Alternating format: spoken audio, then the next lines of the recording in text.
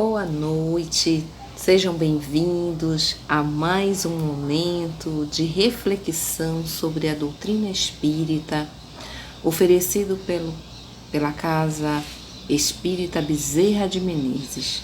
Que Jesus, na sua infinita bondade, esteja sempre ao nosso lado e que possamos estar conectados a Ele.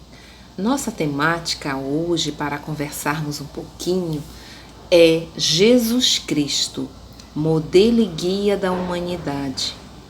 Quantas vezes nós nos perguntamos o que é um modelo? Modelo é aquele exemplar que nós temos para reproduzir algo que nós queremos, nós desejamos. Então, Jesus, como este modelo, vem nos ensinar e nos dá a esperança de que é possível nós nos tornarmos semelhante a Ele. Nós temos esta percepção que cada momento que nós estudamos um pouquinho sobre Jesus, nós conhecemos e adentramos para entender as suas características, mais podemos entender e automaticamente internalizar esse conhecimento para que venhamos a ser também esses imitadores dele, porque ele se torna o nosso modelo. Como modelo não só da vida material, mas principalmente da perfeição espiritual, porque nós somos espíritos criados simples e ignorantes. E aí a gente vai com as diversas existências na nossa vida, a gente vai coletando experiências que vão nos tornando mais próximos, e daqui a pouco nós seremos também uma cópia deste modelo que nós queremos, Jesus Cristo. Então, enquanto muitos ainda se perdem atrás de ídolos, de buscar seguir outras pessoas que muitas das vezes as decepcionam, Jesus já vem como esse modelo de perfeição. Outro ponto que nós precisamos entender, por que ele é guia? O que é um guia para nós? Um guia é aquela pessoa que conduz, que nos leva, com segurança a um determinado caminho que nós desconhecemos. Então Jesus veio e se apresentou como o príncipe, de um reino que até então era desconhecido por nós. Qual é o reino? O reino espiritual.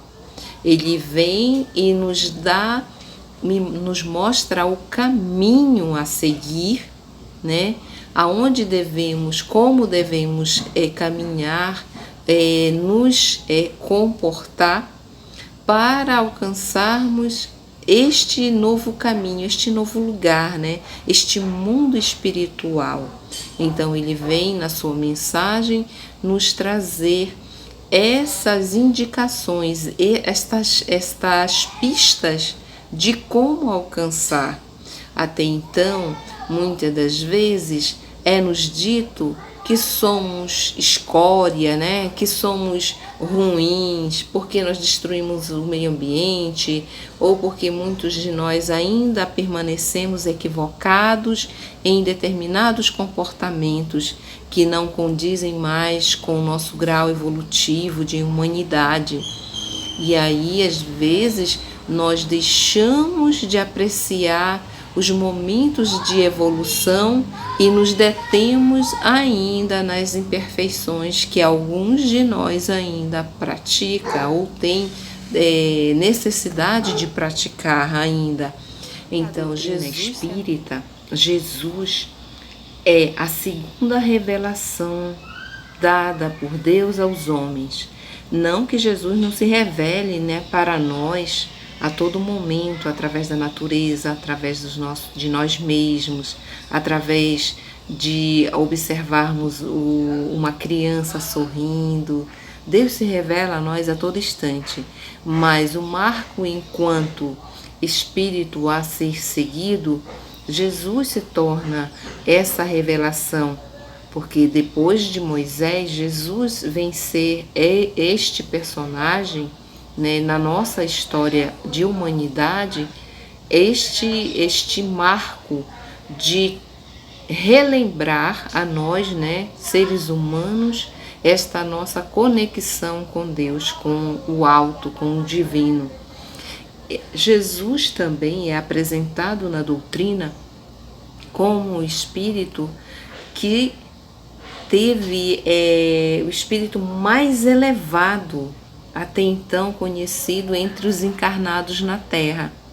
Muitos outros espíritos já encarnaram aqui na Terra, né? Então a gente não pode negar a expressão de algumas pessoas que já passaram por nós e já fizeram a história, né? Sua história dentro da história da humanidade. É inegável. Se a gente fosse enumerar, a gente se perderia. E muitos estão até, vamos dizer assim, não tem seus nomes revelados, né? Mas muitos deles nós conhecemos. Então, assim, ao menos de nome, pela questão do tempo, né? Então, muitos outros espíritos com grandes conhecimentos, com conhecimento intelectual, com teorias, né, que ajudaram ao progresso da humanidade, são espíritos elevados. Mas Jesus tem o seu diferencial, porque veio a nos revelar até então algo que nós estávamos deixando passar enquanto humanidade, a dimensão espiritual. Nós estávamos aqui, né, presos nesta materialidade, compreendendo esse contexto, né, que nós vivemos enquanto humanidade, mas estávamos dando importância demais, né, e somente vivendo esta existência presente. Então Jesus vem nos relembrar, né, quando perguntam a ele qual o maior mandamento, ele vem nos lembrar que o maior mandamento seria ou é amar a Deus sobre todas as coisas, né? Amar a Deus de todo o nosso coração, de todo o nosso entendimento, e ele vem completar e amar o próximo como a si mesmo também. Então Jesus, com esta mensagem, reavivando em nós este mandamento, ele vem nos fazer relembrar da nossa nos reconectar com Deus, porque nós já estávamos ali presos somente a desejos materialistas, de libertação, de uma vida sossegada, livre de muitas aflições, de muitas dores, e estávamos esquecendo de praticar o bem para com o outro. Queríamos amar um Deus que nós não víamos, e ao nosso irmão que estava ali precisando de nós estávamos praticando o mal. E muitas das vezes ainda este comportamento nós reproduzimos. Mas é aí que está o diferencial. Jesus veio e trouxe esta mensagem que para muitos é tida como uma mensagem de revelação, porque ele vem nos dizer que ele era a verdade e a vida, né? Que através dele, quem o seguisse jamais andaria nas trevas. No livro João, capítulo 8, versículo 12, ele diz que eu sou a luz do mundo, quem me segue nunca andará em trevas, mas terá a luz da vida. Logo em seguida, também no livro de Mateus, capítulo 5, está registrado que Jesus chama para ele, né, aqueles que estão aflitos, aqueles que estão chorosos, que estão de forma se sentindo prejudicados, injustiçados. E ele diz: bem-aventurados os mansos, os pacíficos. Então Jesus vem nos dizer que essas pessoas, seguidores dele, seriam o sal e a luz do mundo, né? Então, olha só a mensagem que ele traz para nós. Ele não vem dizer vocês seriam os ricos do mundo, vocês ostentariam os prazeres, os deleites do mundo, porque até então o objetivo desta presente existência é fazermos o nosso melhor, sim, é termos conforto, é trabalharmos para vivermos bem, mas não é só isso. É isso que é importante. Olha só a mensagem de Jesus nos convidando a uma movimentação a mais, a movimentação em direção à nossa espiritualização, ao nosso melhoramento.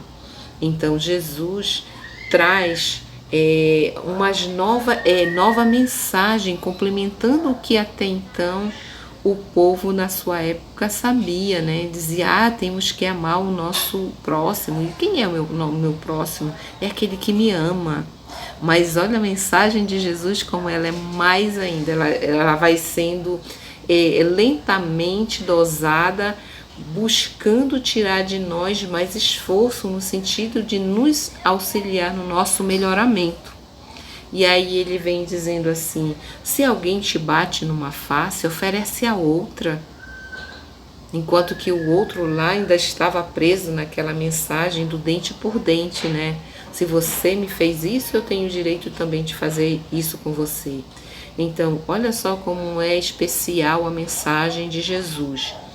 Ele dizia, fazer o bem àqueles que vos odeiam, amar aqueles que vos odeiam, também amar os vossos inimigos, em vez de estar odiando, eu quero Deus para mim e para o meu inimigo eu quero que Deus o mate.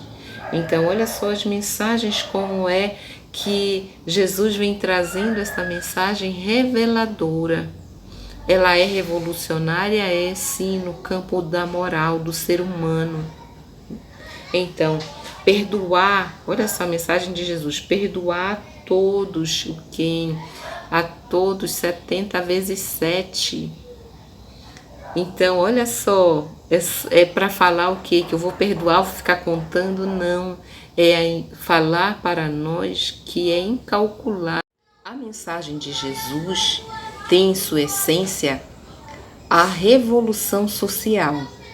Aquela revolução que veio questionar aqueles valores até então vividos por aquela sociedade, né? Do amar ao seu inimigo, de levar em consideração o perdão. Então, olha só, quando Jesus vem apresentar sua proposta a nós, os homens até então, dos poderes constituídos na época, poderiam até pensar que Jesus vinha ser o rei, né, que viesse a formar um grande exército para lutar e derrubar aqueles que estavam no poder na época, né, no governo temporal. Mas Jesus se revela na sua mensagem outra perspectiva de domínio, o domínio espiritual. Então é interessante a gente citar essa dimensão da mensagem de Jesus no sentido de fazer com que os homens se olhassem como irmãos, né? Até então as pessoas pensavam que por estar em um determinado cargo, por serem sacerdotes, por serem doutores, era o melhor do que aquele pescador, do que aquela mulher que foi pega em adultério. Então todos tinham argumentos até então para defender uma postura desigual. E Jesus veio dar socorro e amparo a essas pessoas. E então ele chega a perguntar aos seus discípulos, se eles os amavam, né? Se eles os amavam. Então, olha só, Jesus, ao perguntar se eles tinham amor por ele, que é que ele responde? Se vós me amais, vós cuidareis daqueles que estão também precisando. Então ele veio ser o médico, né, daqueles que estavam doentes. Ele veio amparar e socorrer aqueles que estavam em situação menos favorável. Olha só a revolução de Jesus, buscando de alguma forma demonstrar a nós que é possível sim fazermos a diferença. Não é simplesmente nos entregando a orações, né, nos nossos templos, nos fechando para o outro que está necessitado de amparo, de um alimento, uma roupa, de um teto, de um remédio, mas sim indo ao encontro desses necessitados. É por isso que ele diz que ele não veio para os sãos, mas sim para os doentes. Então, Jesus aparece e nos mostra com os seus ensinamentos quais os passos que a gente deve seguir para nos reconectarmos com Deus. Então, nós precisamos nos curar primeiramente, é por isso que ele tem um encontro pessoal com cada discípulo seu. Cada discípulo dele tem um encontro especial que os transforma e quando ele os convida, eles aceitam o seu convite. Então, assim também permanece o seu convite, né, aberto a nós. Vocês querem sermos meus seguidores?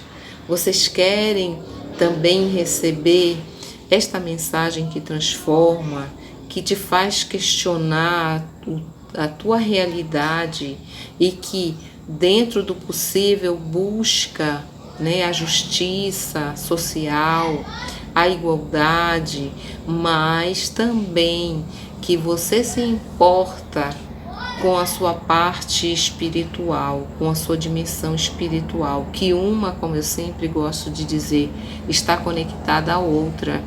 A minha vida presente nesta existência, ela está perfeitamente ajustada e conectada e é uma continuação da minha vida espiritual e vice-versa. Então, olha só, como uma existência tem a ver com a outra. Então, Jesus vem nos lembrar que nós podemos sim ter Ele como nosso modelo, como nosso guia. Jesus, acima de todas as outras qualidades que a gente pode mencionar, que Ele foi humilde, né? Que Ele foi médico, que Ele foi psicólogo, que Ele foi o perfeito juiz.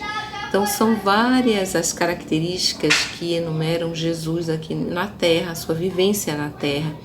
Mas uma das que mais ficou para nós nos melhorarmos foi o perdão incondicional. Então, quantas e quantas vezes apareceram os homens tentando, naquela época, fazer com que Jesus caísse em ciladas, apresentando casos concretos, né, de quebra da então lei dos homens que vigoravam naquela época. E Jesus, como estava muito além daquela lei, né, que congela, que engessa as pessoas, ele estava trabalhando as leis divinas, as leis que nos regeneram, que nos colocam novamente em ligação com as leis divinas. Então, o que ele fazia? Ele fazia com que as pessoas mesmo chegassem a essa conclusão de que elas não eram melhores do que aquelas pessoas as quais eles apontavam que eram erradas. E aí, através desses momentos de reflexões, Jesus concedia a eles a oportunidade também de se melhorarem. Jesus continua nos convidando. Venha ser meu discípulo. Você quer ser um pescador de almas? Então, olha só, você quer ser um semeador da boa semente? A mensagem de Jesus continua a falar aos nossos corações, dentro das nossas especificidades. Qual o talento que você tem para apresentar para Jesus, para que venha contribuir na semeadura do bem? na transformação social que nós necessitamos. Não é só a material, não é só na política, não é só na economia que precisamos de melhorias, mas precisamos sim nos dispor a colocar a mão realmente, na enxada do Evangelho, pegar esta boa nova e distribuir com aqueles nossos irmãos também. Muitas das vezes, é claro, não vamos impor, vamos através do nosso estudo, da nossa conversa, do nosso ouvir. Então, tem várias formas de nós seguirmos as pegadas de Jesus. Em todo momento, Jesus passava para nós que ele aproveitava as oportunidades para falar da mensagem divina, do amor, do perdão, do cuidado. Então, nós também precisamos nos dispor para este trabalho. É necessário que venhamos a nos esforçar e que Jesus vai nos capacitando lentamente, nos moldando, e daqui a pouco nós não vamos ter mais dificuldades de falar do seu amor. Olá, tudo bem? Você gostou da nossa palestra? Algum ponto que lhe chamou a atenção? Comente aqui embaixo, queremos lhe ouvir.